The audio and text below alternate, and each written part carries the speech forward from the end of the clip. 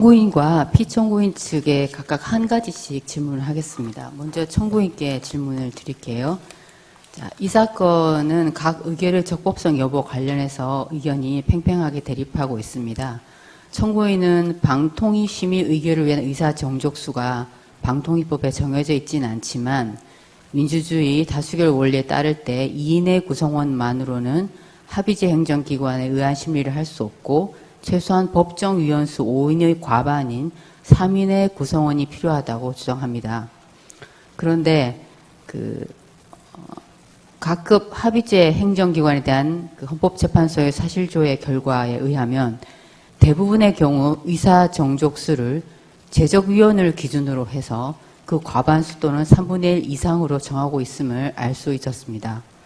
합의제 의결기관의 경우에는 제적위원 과반수 출석을 의사 정족수로 하는 것이 일반적이다 하는 주장도 있을 수 있을 것 같습니다.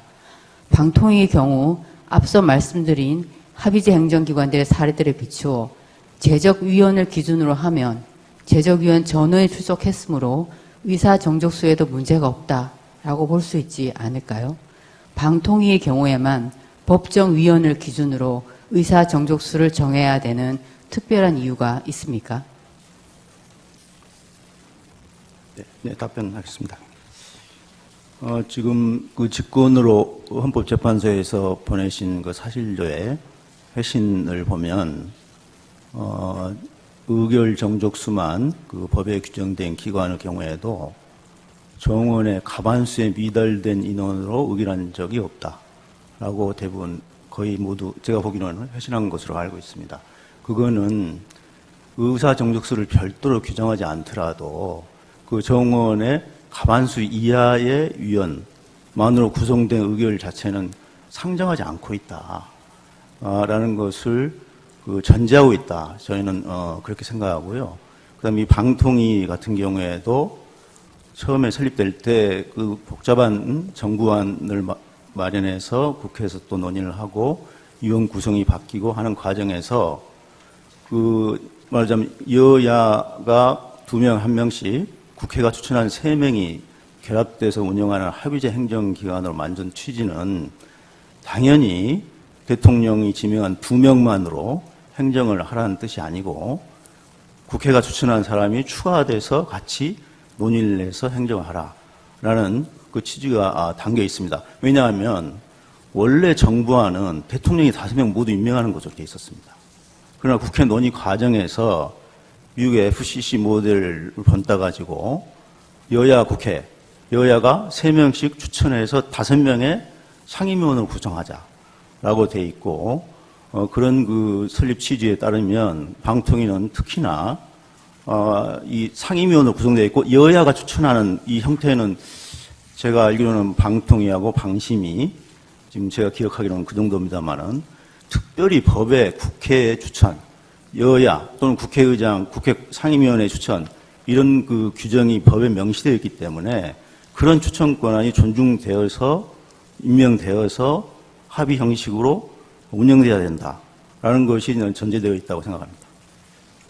예, 거기다가 이제 지난번 의견서에서도 밝힌 바와 같이 그 의사 정족수를 규정하지 않는 이유는 이런 입법자들의 취지라든지 의도를 본다면은 5명은 당연한 걸 전제했기 때문에 의사 정족수를 규정하지 않는 것이라고 사료됩니다. 이상입니다. 네, 그 점과 관련해서 결국 이제 반대 측면에서 그 피청구인에게 물어보는 것인데요. 이제 피청구인은 이제 방통위법에는 의사 정족수에 대한 규정이 없고 제적위원 과반수라는 의결 정족수만 규정하고 있고 이 사건 각 의결은 제적위원 2명의 전원 찬성으로 의결됐으므로 적법하다 이렇게 주장하고 있습니다. 네, 그런데 방금 언급된 그 사실조회 결과에 의하면 제적위원 기준이 아닌 정원, 법정위원을 기준으로 할 때 과반수에 미달한 상태로 위원회가 구성되고 정원 기준으로 과반수에 미달한 상태에서 의결한 사례가 없다는 취지입니다. 이와 관련해서는 위원회의 법정위원회 수에 과반수에 미달하는 제적위원만이 있는 때에 위원회의 심의 의결을 하는 것은 합의제 행정기관의 운영 원리에 부합되지 않는다는 것을 반증하는 현상이다라는 주장이 있을 수 있는데 이 점에 대한 피청구의 의견은 어떻습니까? 예, 방통위법을 제정할 때 정부안은 원래 5인 다 대통령이 임명하는 것으로 정부안을 냈습니다. 그런데 국회 논의 과정에서 대통령이 2명을 임명을 하고 3명은 국회에서 추천하는 사람을 대통령이 임명하는 식으로 이렇게 됐는데 2003년 8월 이후로는 2인 체제 또는 1인 체제가 됐음에도 불구하고 지금 국회가 추천을 하지 않아서 이런 사태가 발생한 것이고 야권 추천 1명이 있었다. 지금 2인 체제에서 5명 중 제적 2인 2사람이 의사가 합치돼서 심의 의결한 것이 위법이다라고 청구인은 주장하는데 야권 추천 1명이 있어서 3인인 경우에 그렇다 하더라도 3인 중에 2 플러스 여권 2인, 야권 1인 하면은 의결되는 것입니다, 이게. 그리고 여권 인사가 1명 더 있어서 3인이다. 그러면 3인이 5인 중에 3인이면 과반수가 넘고 3대 0으로 되더라도 의결이 되는 것입니다. 그렇기 때문에 지난번에 그 소장님께서 공공기관장의 임기와 대통령의 임기가 불합치하는 경우에 문제와 비슷한 경우처럼 정권이 바뀐 경우에 여야가 바뀌고 해서 임기가 불일치하는 경우에 어떻게 강제적으로 임기제와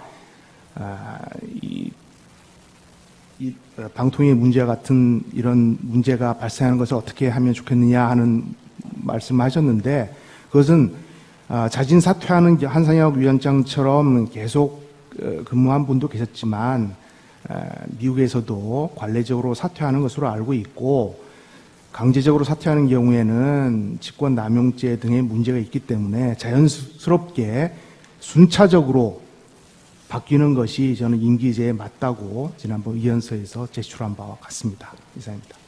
지금 말씀하신 그런 답변 중에 어떤 정치적인 이유 또는 왜 2명이 남을 수밖에 없었는지에 대한 그런 이유를 배제하고 그냥 절차법적으로만 그 정원이 있는 경우에 그 정원의 과본수에 미달하는 사람만으로 위원이 존재하는 경우에 그러한 상태에서 의결을 해도 절차법적인 문제가 전혀 없겠느냐. 그것이 이제 합의제 기관이 기본적으로 운영된 원리는 민주주의 다수결 원리에 기반한 것일 텐데 그 원리와 관계없이 과본수에 미달하면 경우에는 이번 사태와 같이 그런 특수한 사정이 있는 경우에는 언제나 과본수 미달 상태에서 의결을 할 수 있겠느냐 그걸 여쭤보는 겁니다. 네, 그것이 정당한지. 여기 그러면 2023년 8월부터는 방통위는 개점 휴업 상태고 문을 닫아야 되는 겁니다. 뭐 정치적인 이유라서기보다는 네. 2인만으로도 최소한 숨을 쉴 수 있도록 만들어 놓은 것이 제적이라는 것입니다. 그래서 정원이 5인이라 하더라도 제적 과반수라는 의미를 둔 이유가 국회가 추천하게 되어 있지만 국회 추천이 없더라도 2인만으로라도 이 합의체 기구가 운영될 수 있도록 한 것이 방통위법의 제정 취지라고 생각합니다. 알겠습니다.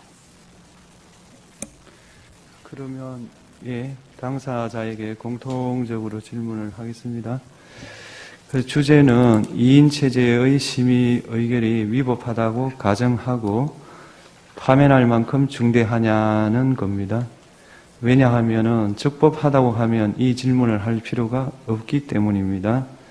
먼저 피청구인 측에 물어보겠습니다. 국회가 방통위원 추천을 거부하고 있다면은 권한쟁의와 같은 법적 조치를 통하여 그 시정을 구할 수는 없었습니까?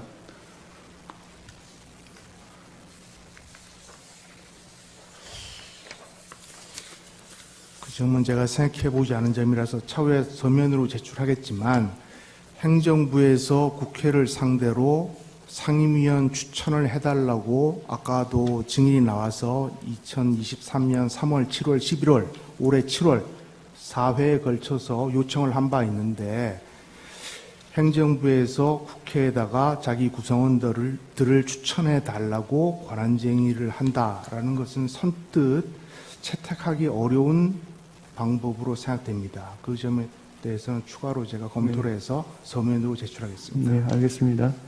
피청구인은 박문진 이사, KBS 이사의 임기가 만료되는 점을 들어서 이사 선임 의결이 시급하다 이렇게 주장을 합니다. 그런데 두 기관의 경우 이사의 임기가 만료될 경우 직무대행자 규정이 있으므로 이사진의 공백 상태는 상정할 수 없다고 생각합니다. 그렇다면은 피청구인이 취임 당일 박문진 KBS 이사 교체를 통해서 공영방송을 장악하려는 의도에서 위험을 무릅쓴 것으로 평가될 여지가 생깁니다. 그에 대한 책임을 져야 하는 것은 아닙니까?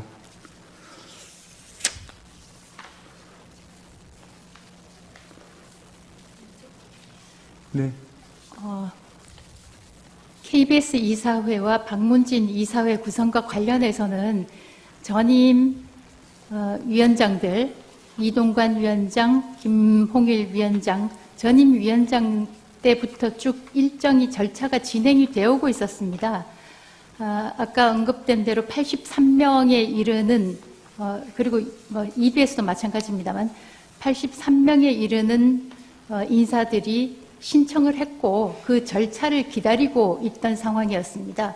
물론 사회적으로는 취임 첫날 그렇게 할 필요가 있었겠느냐, 긴급성이 있었겠느냐 이렇게 질문을 하기도 하십니다만 그것이 7월 31일이든 8월 1일이든 아주 긴급하게 저희가 결정해야 될 사항이라고 저희는 생각했고 쭉 진행해 오던 절차였기 때문에 저희는 그 절차에 따라서 진행을 하는 것이 마땅하다고 생각했습니다.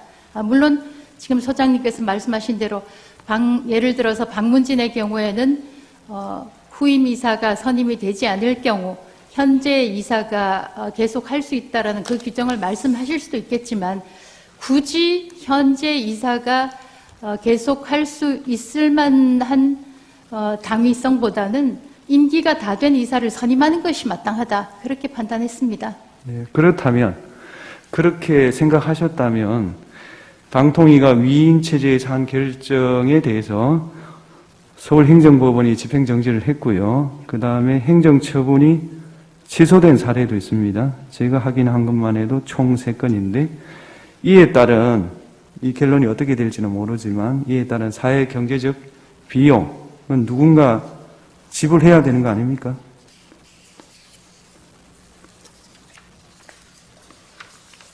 제가 말씀드리겠습니다.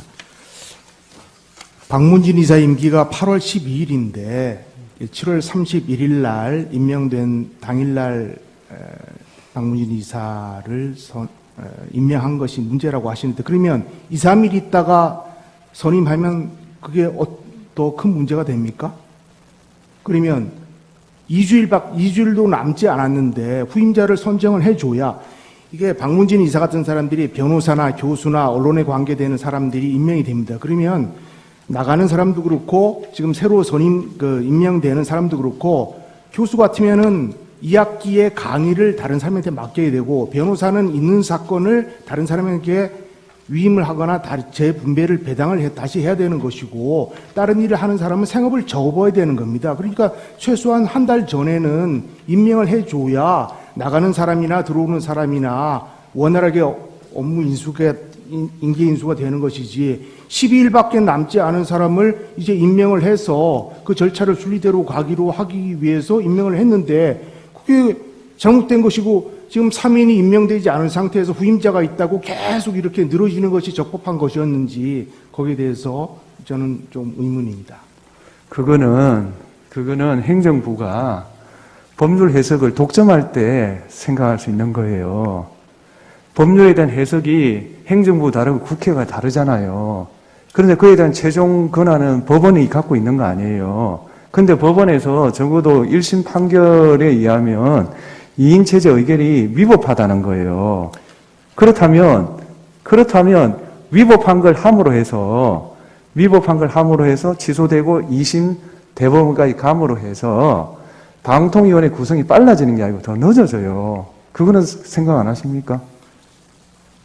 남부지법에서는 2인 체제가 적법하다는 판결도 나온 바가 있습니다. 그렇기 때문에 판결에 대해서는 여러 가지가 있는 걸로 아는데, 예를 들면 서울고등법원 2024루 1120호를 보면 이렇게 돼 있어요. 피청구인이 유리하다고 낸 판결이에요. 의결 정족수를 충족한 것으로 보인다라고 하면서도 뭐라고 사족을 달았냐 하면 1인 합계 3명의 제적위원이 최소한 요구되는 것으로 해석될 여지도 없지 않아서 2인의 의결로 행해진 이 사건 처분의 절차적 위법성이 문제될 여지가 있다. 그렇지만 이거는 본안에서 심리할 문제다. 이렇게 결론을 맺었어요. 네. 그죠? 네. 그렇다면 왜 그런 위험을 무릅쓰냐는 거예요. 제 질문은. 행정처분이라는 게 더욱이 방송에 관한 정책이라는 거는 누적적으로 개성적으로 쭉 가야 되는 것이지, 어떤 진영에서 이렇게 갔다가 어떤 지정에서 이렇게 갔다가 왔다 갔다 그게 국가냐 이 말이에요. 제 질문은 그걸 말하는 거예요. 그게 국가냐? 국가는 단일한 거 아니냐 이렇게 묻는 거예요.